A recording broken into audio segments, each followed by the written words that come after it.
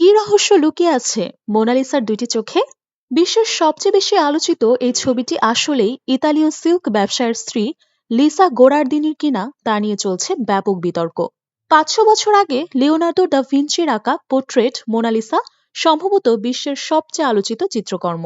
ফ্রান্সের লুভার মিউজিয়ামে এখনও প্রতিদিন হাজার হাজার মানুষ শুধু মোনালিসার রহস্যময় হাসি দেখতেই চলে আসেন। কয়েকশো বছর ধরে মানুষ কম বেশি বিশ্বাস করে আসছে দা ভিঞ্চির মোনালিসা ফ্লোরেন্সের তৎকালীন একজন সিল্ক ব্যবসায়ীর স্ত্রী লিসা গেরার্দিনির পোর্ট্রেট। তবে ফ্রান্সের একজন গবেষক গত ১০ বছর ধরে গবেষণার পর বলছেন পোর্ট্রেটের রহস্যময় এই নারী অন্য কেউ ছিলেন। আর এই তথ্য নিয়ে শিল্পী মহলে শুরু হয়েছে তোলপাড়। দা ভিঞ্চি মোনালিসার পোর্ট্রেটটি নিয়ে কাজ করেছিলেন ১৫০৩ সাল থেকে ১৫১৭ সাল পর্যন্ত। শুরু করেছিলেন ইটালির ফ্লোরেন্সে, তারপর ফ্রান্সে। কিন্তু ভিঞ্চি আসলে কার পোর্ট্রেট তৈরি করেছিলেন সেই প্রশ্ন মোনালিসার হাসির মতোই রহস্যময় হয়ে আছে। তবে মোটামুটি প্রতিষ্ঠিত যে ব্যাখ্যা তা হলো পোর্ট্রেটের এই নারী ফ্লোরেন্সের তৎকালীন একজন সিল্ক ব্যবসায়ীর স্ত্রী লিসা গোরার্দিনি। কিন্তু সেই তত্ত্বকে চ্যালেঞ্জ করেছেন প্যারিসের একজন বিজ্ঞানী পাস্কাল কোট। ২০০৪ সালে লুভর কর্তৃপক্ষ তাকে বিভিন্ন অ্যাঙ্গেল থেকে এই পোর্ট্রেটের ছবি তোলার সুযোগ করে দেয়। তারপর এত বছর ধরে বিশাল আলো এবং লেন্সের প্রযুক্তি ব্যবহার করে গবেষণার পর এই বিজ্ঞানী বলেছেন পোর্ট্রেটের নারী লিসা গেরার্দিনি নন, অন্য কেউ। আমরা এখন যে কোনো পেইন্টিং এর ভেতরে সবকিছু পর্যবেক্ষণ করতে পারি।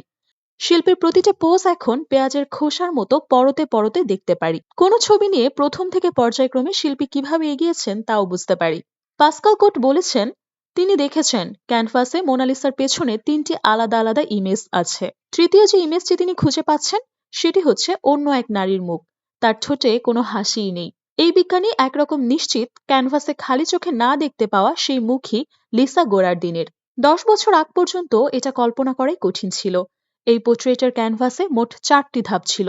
সবাই আপনাকে বলবেন এই পোর্ট্রেটটি একেবারেই করা।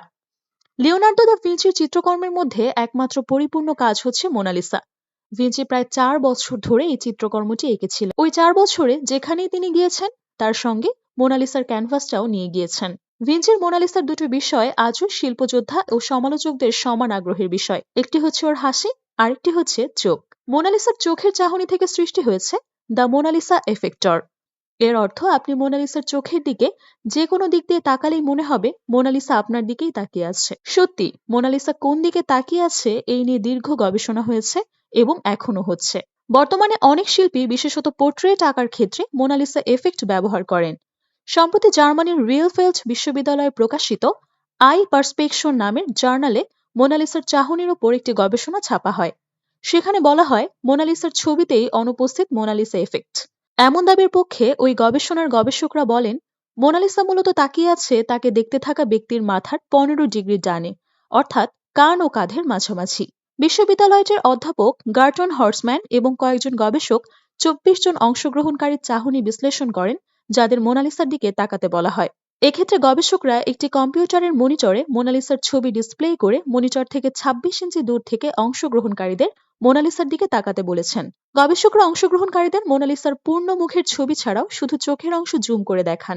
এছাড়া ৩০ থেকে ৭০ ডিগ্রি কোণ থেকেও দেখানো হয় চিত্রকর্মটি। অংশগ্রহণকারীদের দৃষ্টিকোণ স্থানান্তর ছাড়াও চিত্রকর্মটিকে ১.৩ ইঞ্চি ডান বাম করানো হয় কয়েকবার। এর মধ্য দিয়ে গবেষকরা দেখতে পান মোনালিসা আসলে তার দর্শকের দিকে সরাসরি তাকিয়ে নেই, তাকিয়ে আছে ১৫.৪ ডিগ্রি ডানে।